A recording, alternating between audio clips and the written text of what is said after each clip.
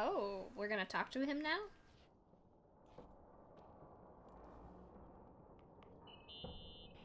Irving.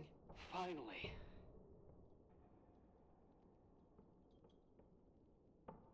I'm okay. I was dying on this chair. You're right. That room freaked me out.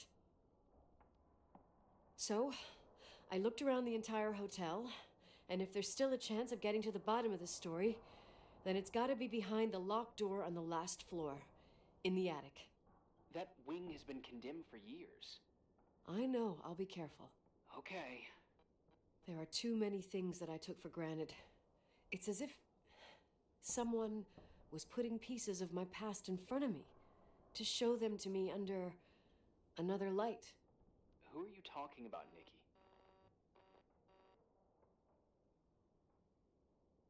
Maybe me. In my music box, I found the medal I won the night Rachel died. Dad could have put it there, and if he did, there must be a reason. It all sounds insane. The night Rachel died. Maybe I have to start from there. I played in that really long hockey game. But what was going on in the meantime? You remember that night, Irving? I think I was at church with my family. Church. That night we had a mass for the poor here. We held one every year. As usual, Mom volunteered to take me to the game, but she was so busy with the soup kitchen that I was afraid she was going to be late. I remember while she ran around, she said she ordered me to close the mezzanine. You mean the intermediate floor above the reception? What's in there? A storeroom. Have you been up there? No, I'd forgotten all about it. I'd better take a look before moving on. Okay, so I need to go to the mezzanine, and there's a storage room? I mean, I've been there before.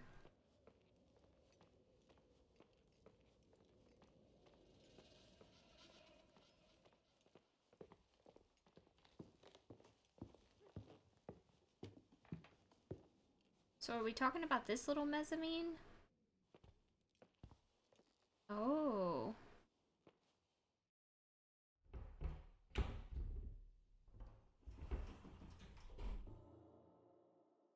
Ew.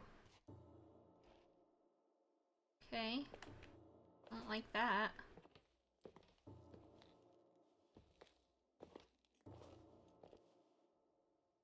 What the...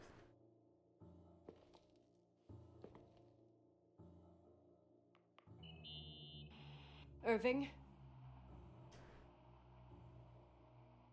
Hello? Can you hear me? I'm on the mezzanine, and it's a nightmare. There are mannequins everywhere. They're set up like in a scene. There's one with a hockey stick. Wait, what the fuck? That's my stick! If you're listening to me, whoever set up this representation, I think they want to tell me that Rachel was killed? But why my hockey stick? Hello? Hello? Oh God, why isn't he answering? Irving, I swear I'm not kidding. This is a huge deal. If you can hear me, it's time to make that phone call.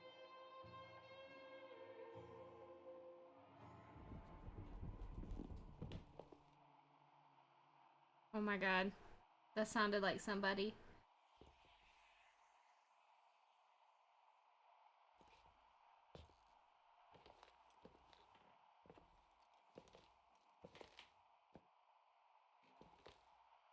Well, I hate everything about this.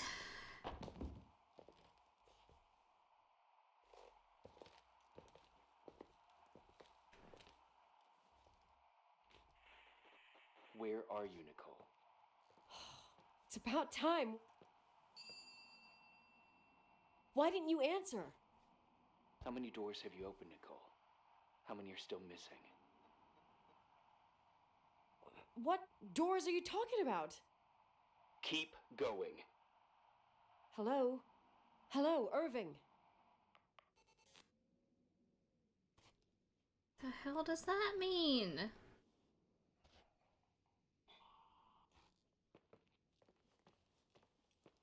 Alright, so am I going back upstairs again?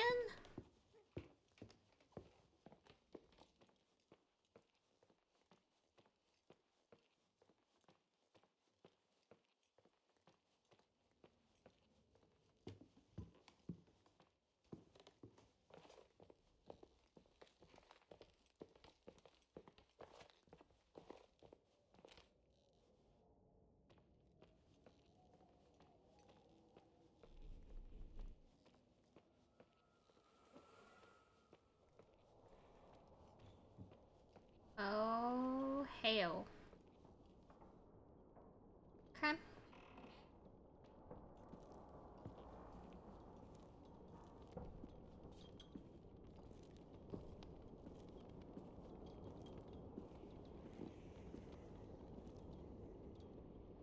No. Ah, it's freaking Irving. But then who was he talking to? Oh my god, wait.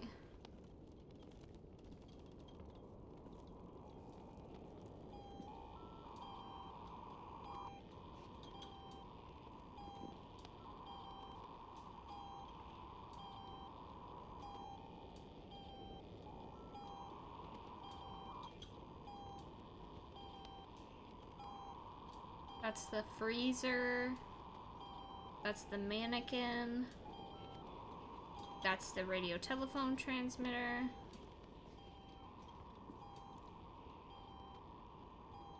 Our car. Don't know what that is.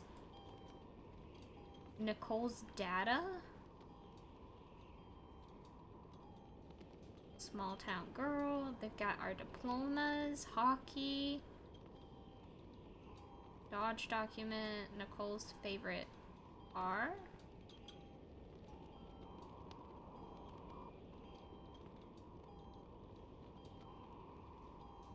Floating figure outside ballroom window.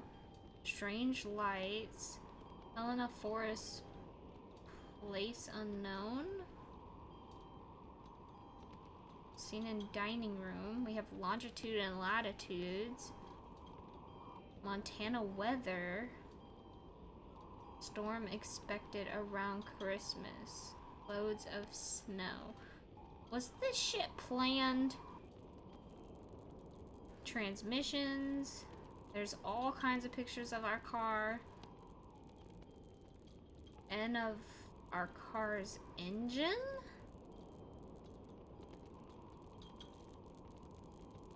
Stick cables, tape trends. Mount outside. What the? Why? Why? Clinky Christmas? But then who? What was the voice that we heard? Was it him playing something? Like a tape?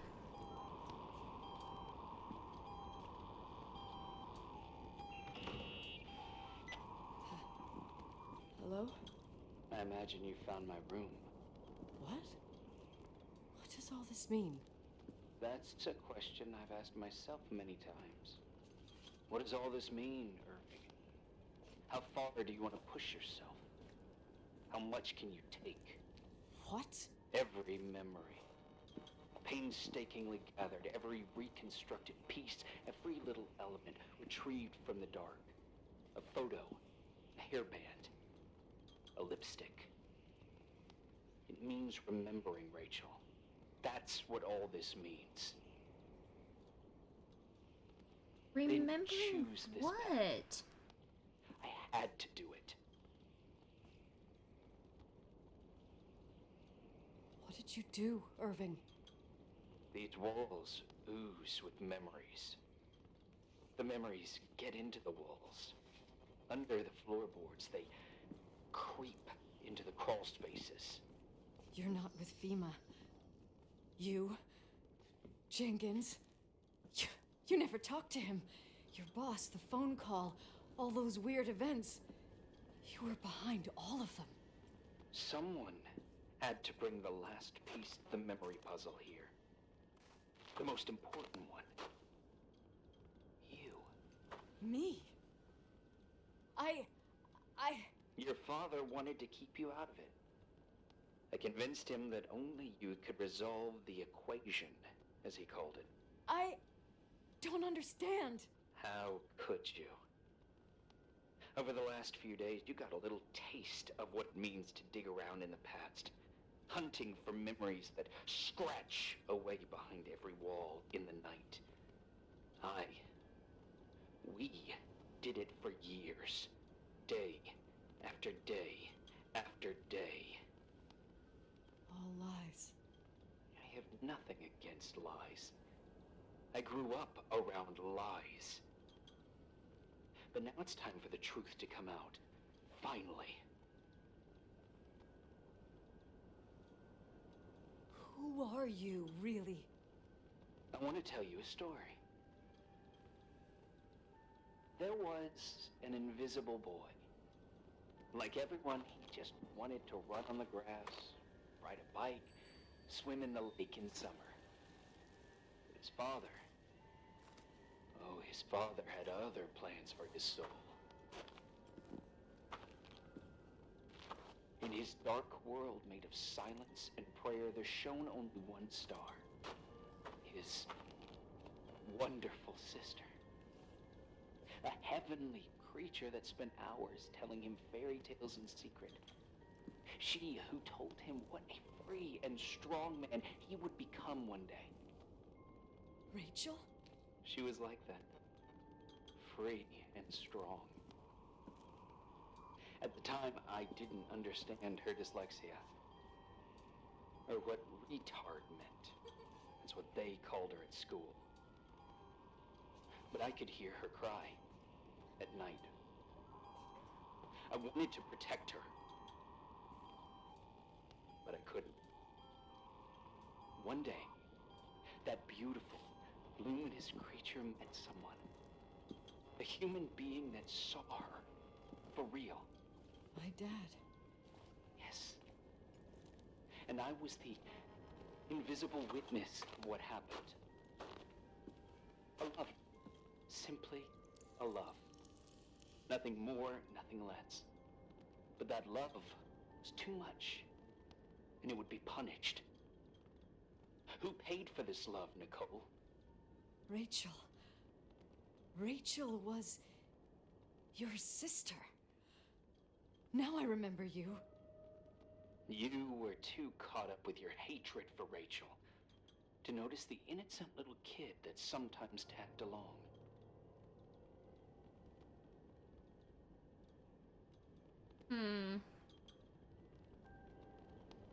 I didn't hate your sister. I was just jealous. Doesn't matter. Those days are over. How could I have forgotten you? I was raised to be forgotten. Irving, where are you right now? The day my sister paid with her life for her love, we all died. We make up the history of the Timberline. It was a tragedy. But you...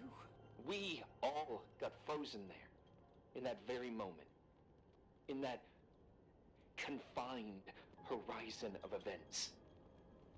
As you'll understand. As you've already begun to understand.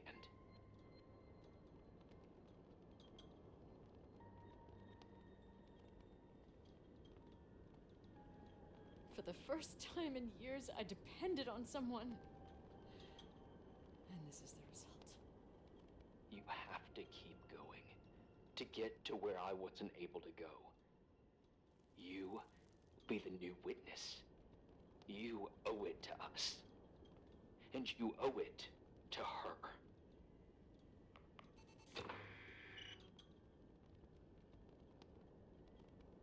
I don't even know what to say right now. I was correct in thinking that he was the sister. I just don't understand what he is wanting.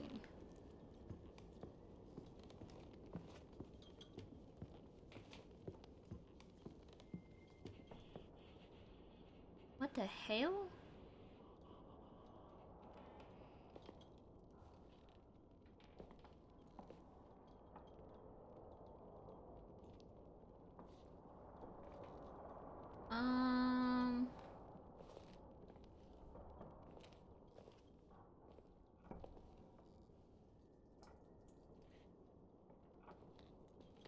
So this was Dad's workspace, correct?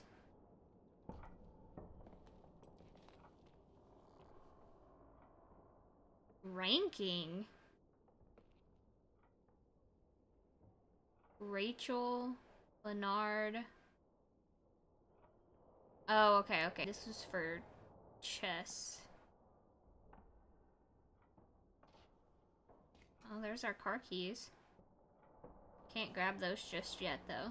But there are our keys. I don't even know if it'll work because there was pictures of our engine, so did he, you know, take something out that should not have been?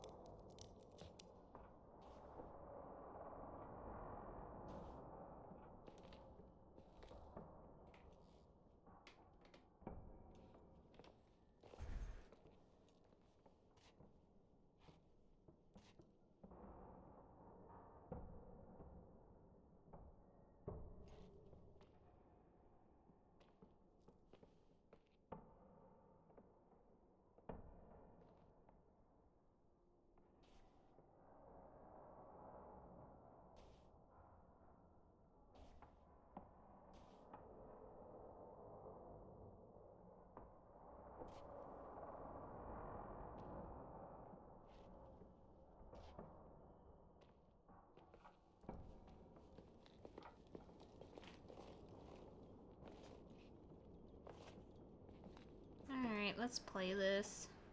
A few years have passed since I last used this old tape recorder. I think you were in elementary school. I imagine a testament should start in a poised manner.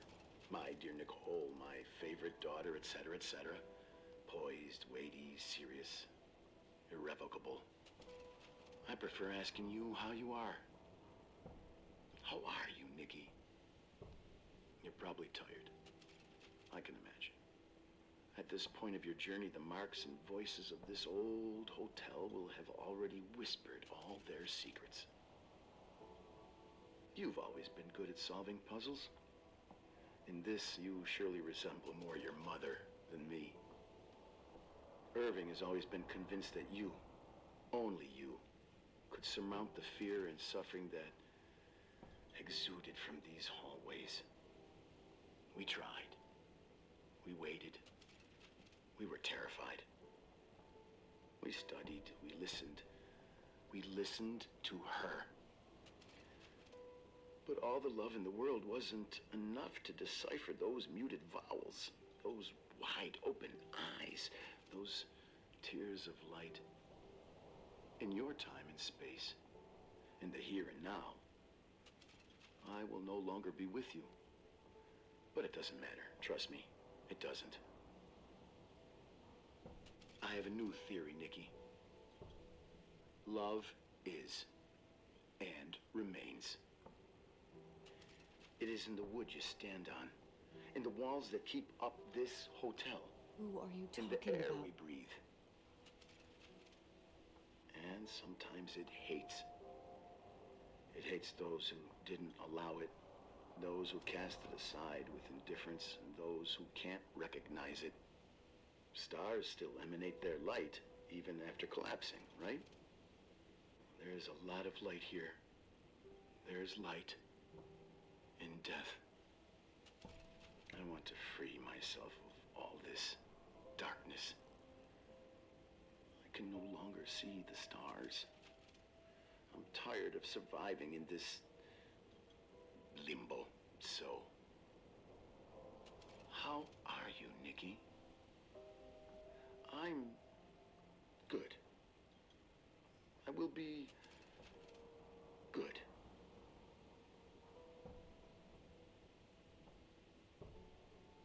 figure out what Rachel is saying, Nikki. She's here. What?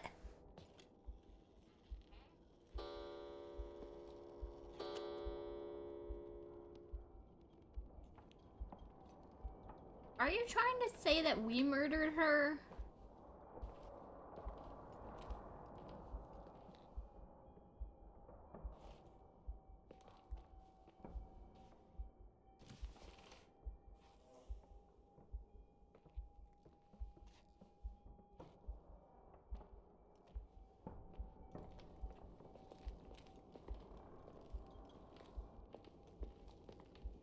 Alright, I guess we're gonna try and leave.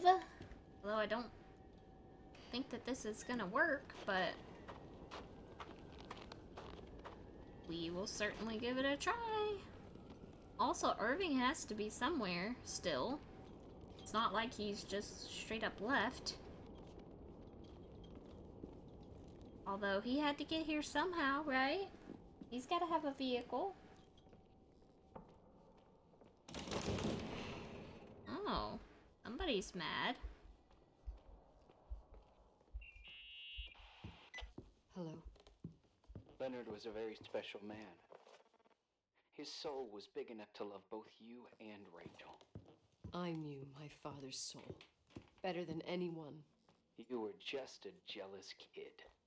Don't you dare try to make me feel guilty. You don't... I just want you to get to the truth. So why didn't you tell me about the truth? Tell who? The Nicole who thought eating beans was the worst tragedy and couldn't wait to finish this business and run away, forgetting everything all over again? You don't know anything about what my mother and I went through. But you're different to when you got here. Now you can discover the truth, a truth that otherwise would have destroyed you. I didn't lie to you. I protected you. Listen, I'm sorry about Rachel. I hated her and I hated my father, but I never wanted it to end like that. I understand your pain, maybe better than anyone. Betrayal, shame, death. My family was destroyed, just like yours. How much longer does this pain have to last? It'll be over soon. What else is there to know? You want the truth. Well, I can't give it to you. I've already given you everything I could.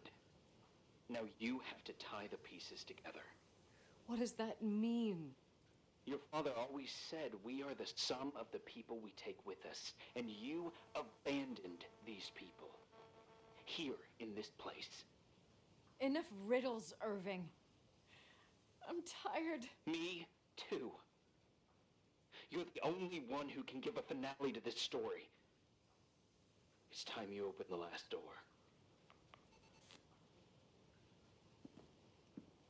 I don't like his cryptid shit, you know?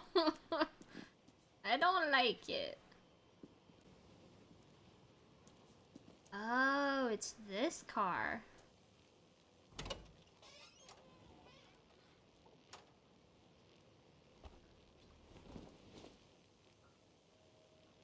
The hell is that? A blanket? Wash it, wash it, wash it. I'm washing a blanket. Why am I washing a blanket?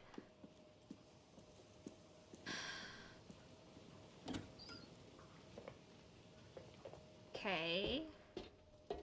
Apparently we're obsessed with washing a blanket now, so that's gotta be done.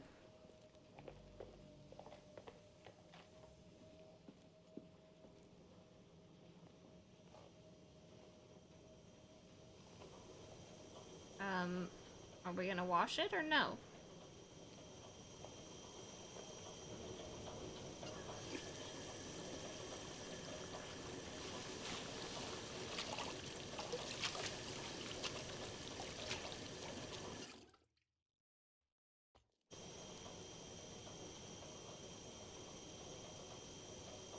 I don't know what the hell just happened.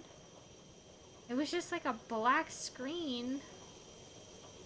What the hell? Why do I have a retainer?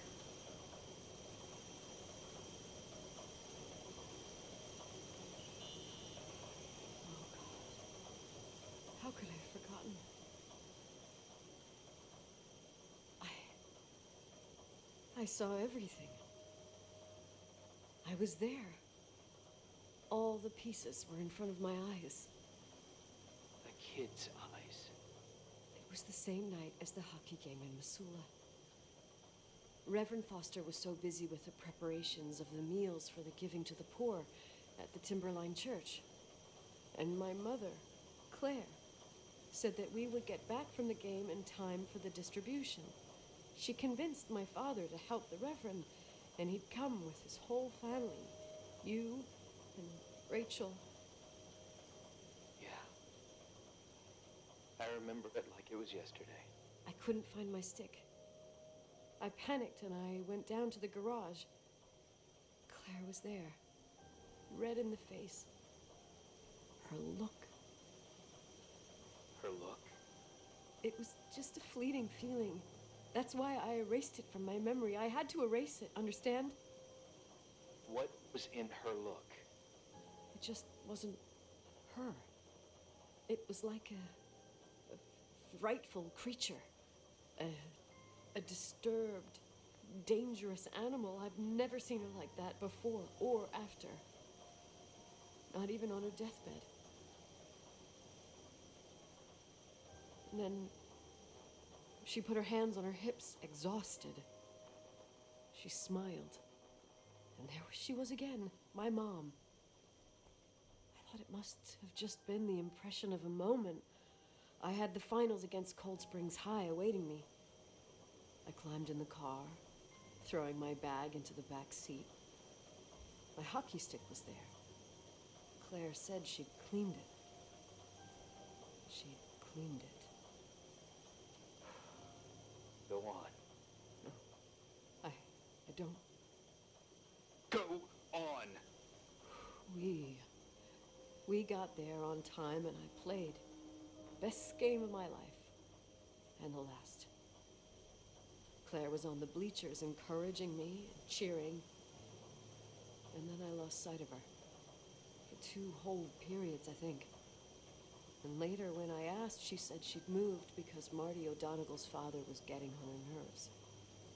But it wasn't true. Just enough time to go back to the car. Don't say it. Irving, don't say it. Don't say a thing. I don't...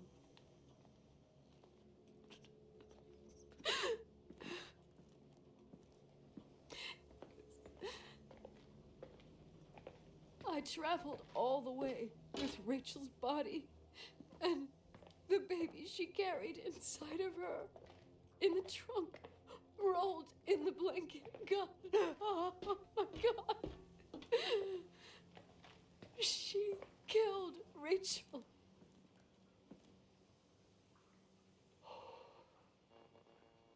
Thank you, Nikki.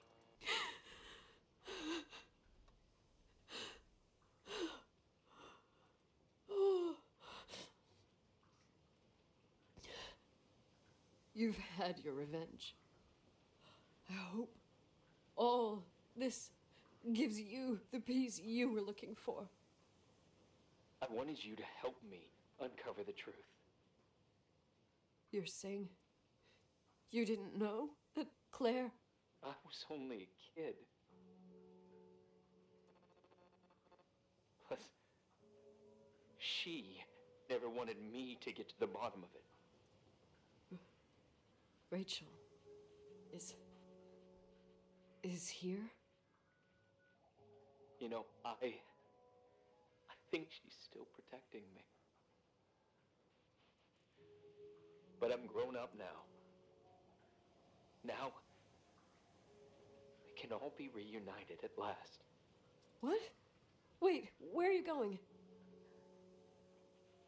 Listen, we can work things out. What happened is terrible, but all the main players in this story are dead. Get it? Dead. We are still alive. We're alive. Me, you, we didn't do anything. That's exactly what we did wrong, Nicole. We didn't do anything. It's beautiful here. Rachel told me about it so many times, but I never thought it was so beautiful.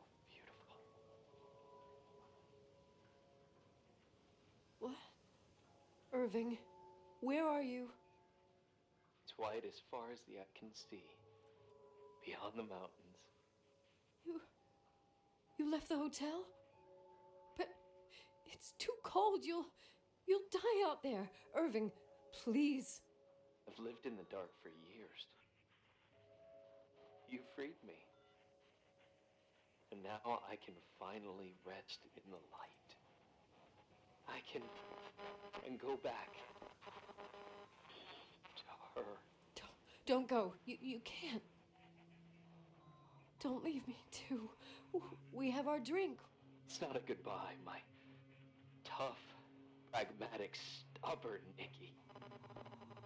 We'll meet again. Another time. Beyond this horizon of events. Everything is...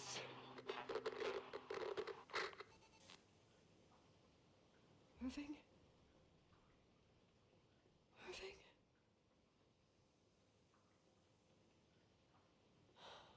I don't want to stay alone here. Everything seems to be becoming dark. I'm scared. Who's there? Rachel? Is that you?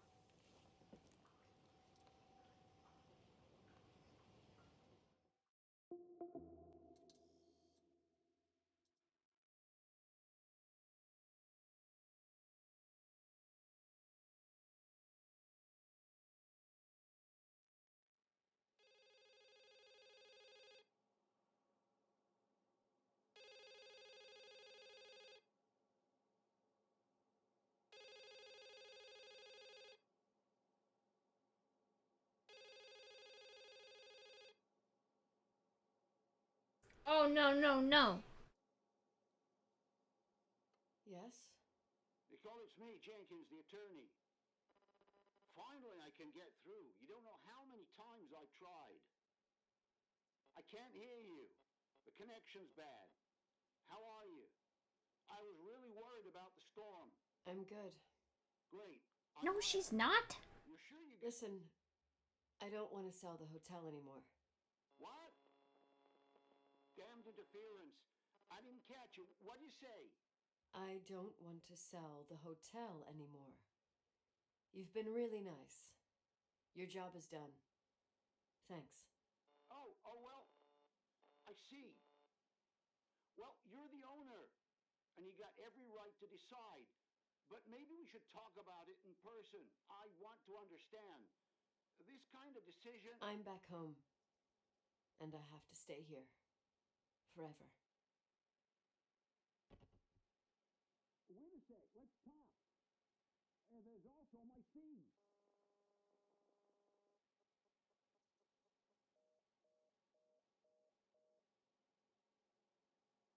You know, Mom, I was thinking about going to the lake. Remember where we went with Uncle John last year? Daddy and I started talking about the stars. You can't see them during the day, but they're always there. You feel like it? I would so like it. And we can have dinner at Doc Smith's diner on the bank. Rachel and Irving could come with us? What do you think? It would be so nice to be all together. Mom, Dad, it would be so nice.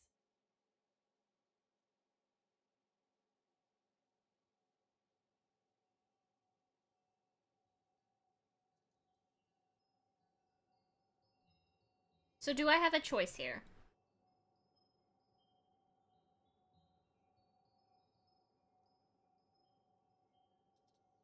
I don't agree with this at all. I think this is utterly ridiculous. Why would you do this?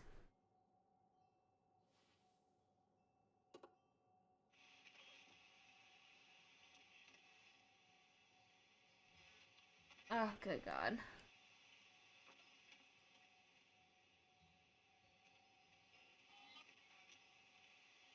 It's not gonna give me a choice here, is it?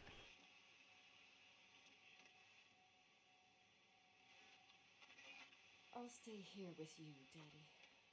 Mom, we will bring back the Timberline to its fortune together. We'll be happy again, all together. Yes. Like a whole family. No more anger.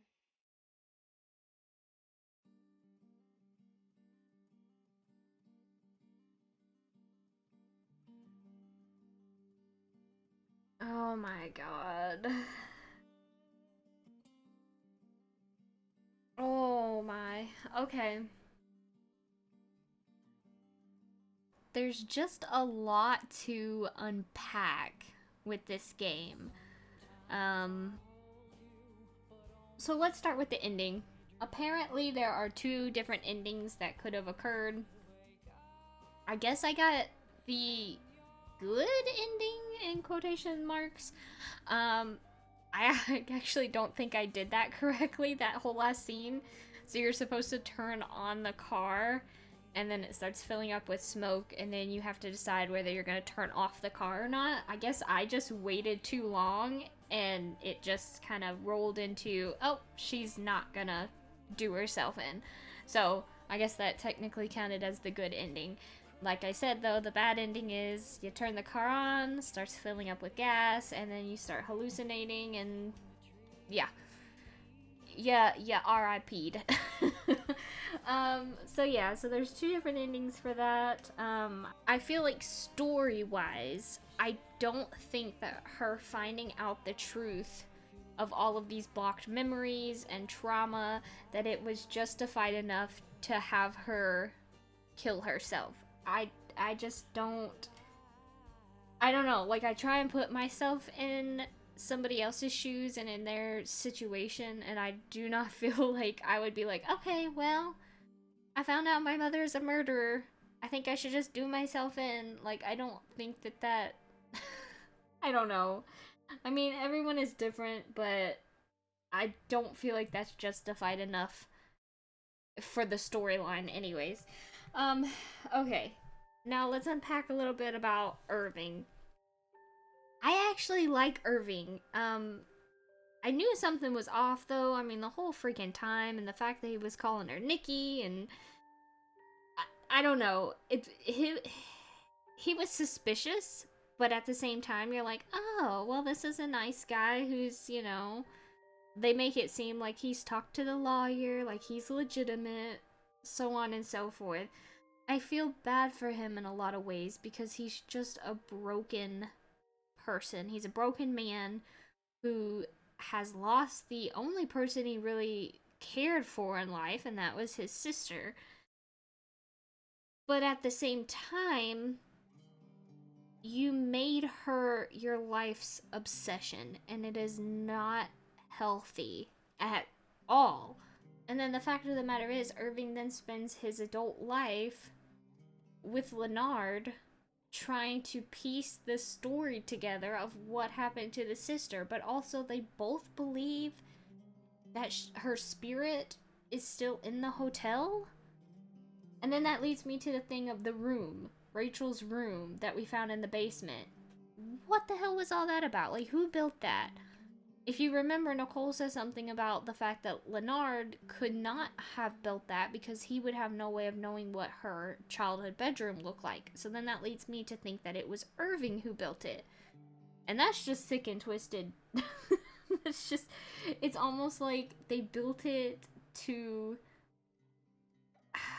I guess maybe as like an honor thing, like an honorary thing, but also in their minds it's giving her a place to live, like that is her room, which I find so weird. Like, why would you put it in the basement? That's just so creepy. Yeah, I feel bad for Irving, like I said, but at the same time, he was not very mentally okay. He needed a lot of therapy. And now that leads me to Rachel and Leonard.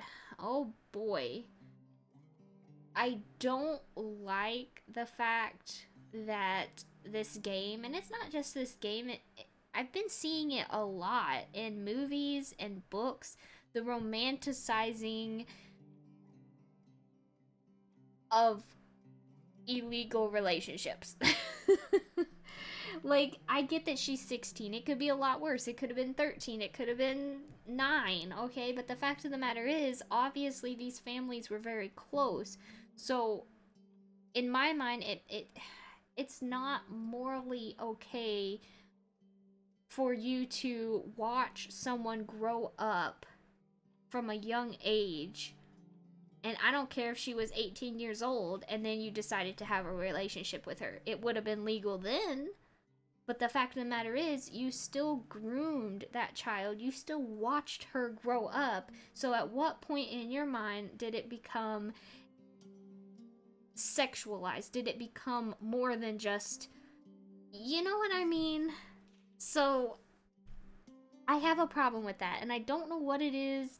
I mean, this game came out in 2020, and I'm seeing it more in the year 2024 in movies and books, like I said, of this romanticizing these relationships that are not okay. I have a problem with the fact that, yeah, she was 16 and he was, what was he, almost 50? Was that what it said? I think he was like 49. That is a big problem for me. And the fact that I know he was close to her family, so he had to have watched her grow up. It's just, yeah. Now, Rachel, I don't put any blame on her. She's a child. I don't care what you say. She could have been wearing a dress with a bow on the back. I don't give two craps. She is the child in the situation. The blame needs to go on the adults. All the adults, for that matter. Her father, Claire, Leonard, all of the adults in the situation, the blame is on them. Let's talk about Claire just a little bit. In a lot of ways, I feel bad for her regarding her husband. You know, Nicole talks about how her parents used to only have eyes for one another, which leads me to believe that, you know, back when she was younger, that her parents did truly love each other. They only had eyes for one another. But that's until Rachel came into the picture. Or I shouldn't necessarily say that it was when Rachel came into the picture. It was when Leonard decided that he was going to have eyes for Rachel. And Rachel alone. I can't imagine how it would be to be married to someone for quite a few years. I mean, it doesn't really say how long they were married for, but considering he was almost 50, I would say it was a good long while. So for you to be married to someone for that long, and then you can watch the change in your partner and watch that love that you had slowly diminish, but you can see that love in him, but for someone else. And the fact of the matter is that it was for someone that was underage. And it's preying. You watch your husband literally preying on a child. Like, I can't imagine that. Now, if I was in that situation, would I go and kill that person? Absolutely not. Like, that is just insane. You're literally, it's a child. It is a child. I don't,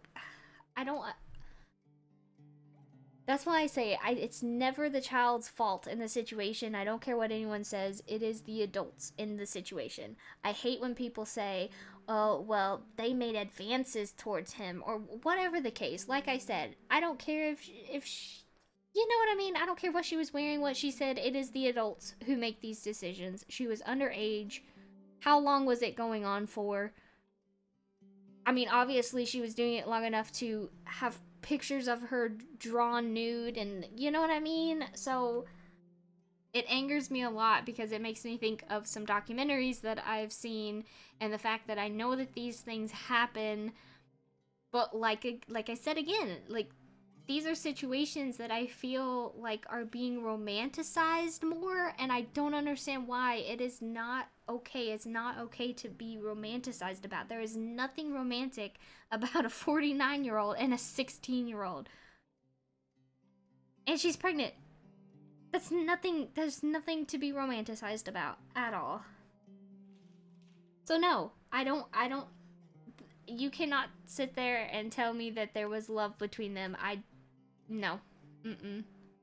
That's gonna lead me into a whole nother topic about Rachel.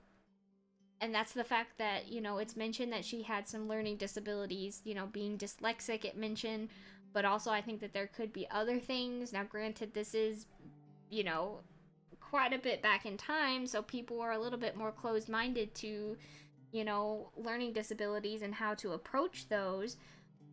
But it makes me think that maybe she had something else going on too, as far as some disabilities, and so that makes the situation even worse as far as Leonard is concerned, because now he's preying on not just an underage girl, but also one that could have some learning disabilities. Oh my goodness. I don't even know what to say, guys. Like, this, the whole situation is not okay. And that's what I'm saying, though. It's like, with Irving ends up, you know, staying at this hotel and being involved with Leonard, piecing together this story for the truth and all. But he talks about the fact that Leonard and Rachel had a true love, that they were in love. And I'm like, no!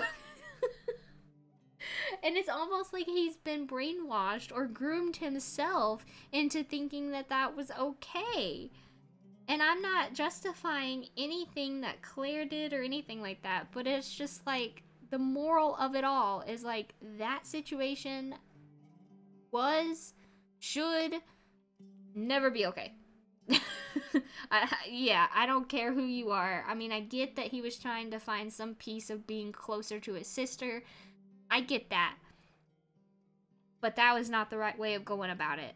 And his ending was very tragic, and I hate that he decided to do it, because I feel like he and Nicole could have had something if he would have just given it a chance. I don't know, I felt that connection. I don't think it was just put on for show. Like, I do think that there was a bit of a connection there. At least it seemed like it was. Yeah. But anyways, we gotta get back to the game portion of this, right? So as far as the story goes, and this is the game, I mean, I've already gone over the story plot and what my opinion is on that, but as far as the story via the game, I feel like there's some plot holes that are missing, and also some that just don't really make any sense. So, for instance, like Rachel's room.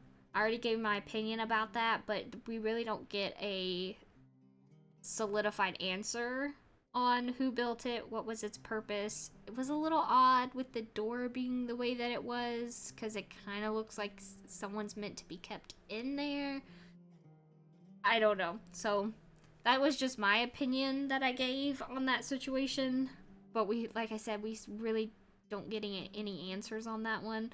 Also, the fact that we get the trunk keys for our mom's car, which then has the blanket and the retainer in it. Like, if the car keys were there the whole time and Irving knew, then why was that not searched? I mean, he said that they did this for years, so you can't tell me that not even Irving, but Leonard couldn't have gone up there in the attic and got the keys and opened the trunk. Nobody opened the trunk and found the blanket and the retainer. Because you're led to believe, or you're not really led to believe, it's said at the end, you know, Nicole asks Irving, you didn't know? And he's like, no, you were the missing piece to put it all together, which I get, but at the same time, if that blanket was there the whole time, I just don't even know. Yeah, I don't know. So there's a few little things that I don't think necessarily make any sense. But all in all, I mean, I feel like it's a good story. It's one that is definitely unique. I actually haven't ever played a game that has this kind of storyline to it. So that's unique in its own. Graphic-wise, graphics are great. They're very pretty. It's very spooky. There's not a lot of like actual jump scares or anything like this to it. It's just that atmospheric spookiness that you get from being in a hotel that's decrepit. And you also have past memories and stuff, and I don't like going through the walls. That's probably my least favorite part. I don't like that. I can tell you though that I feel like this game has a lot more potential than what it is just now. I want to say that it reminds me a lot of the game Gone Home. It's very similar in kind of the art style and the graphics that it has and the spookiness. Of course, Gone Home is a little bit more dark because I think it takes place during like a thunderstorm, if I remember correctly. But this one takes place during a snowstorm, so that has its own, you know, kind of terrifying moments. I just wish it had more interactables and more story, if that makes any sense, because Gone Home had a lot of that, and that's why I want to compare these two together, because this one has so much more potential if it just had some more interactables, or maybe where you could even just explore more than what we were able to. Go in more rooms, you know what I mean? You know what, talking about this, I think what would make it even better is if it just had like inner monologue. So we would have the phone calls, but also the inner monologue as well. So like every time we would pick up something from our past, even if it was a can of beans, it would be like, yes, I remember eating these cans of beans. You get what I mean? That way you just kind of connect with the character and the story a little bit more.